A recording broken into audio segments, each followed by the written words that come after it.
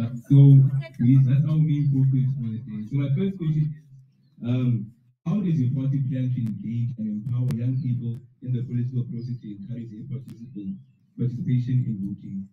I can start back to the ATM and then go back.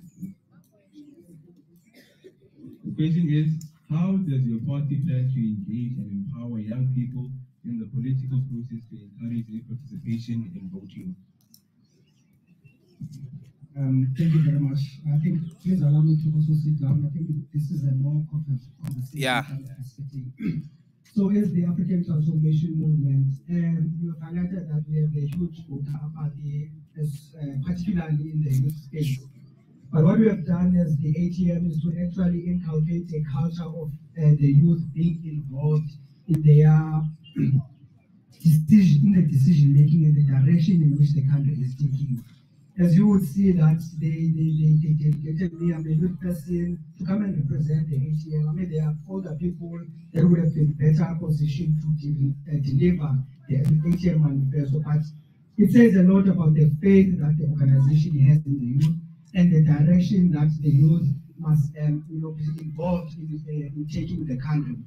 You would know that ATM is the youngest presidential candidate contesting the national elections. Again, it speaks to the culture of the organization that we want a youth that is involved, because for a very long time, the youth has been ignored and the youth has developed some sort of a negative perceptions towards the governance and the politics of the country. This is precisely because of the failing ruling party that has created a despondent youth, and a youth that is only dependent on the grants, and a youth that is only dependent on handouts from the ruling party. So as the ATM was saying that we want to create a youth that is involved in the decision making, not only in voting, but also in the process after the voting, which is the decision making and the laws making, the consultation processes that happen when we are electing laws in parliament. So it is not enough as the ATM to say that we are encouraging the youth to vote and the youth to be registered to vote, but we are saying that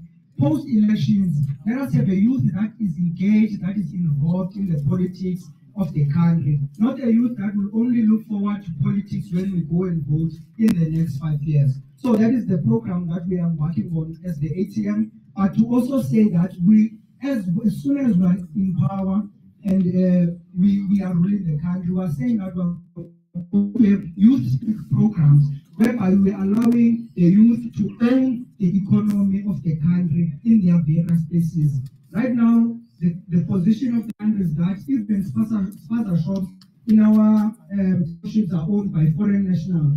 So we're saying that those are the kinds of economies that should be exclusively reserved for our youth in order to create a living for themselves that will make them participants in the economy.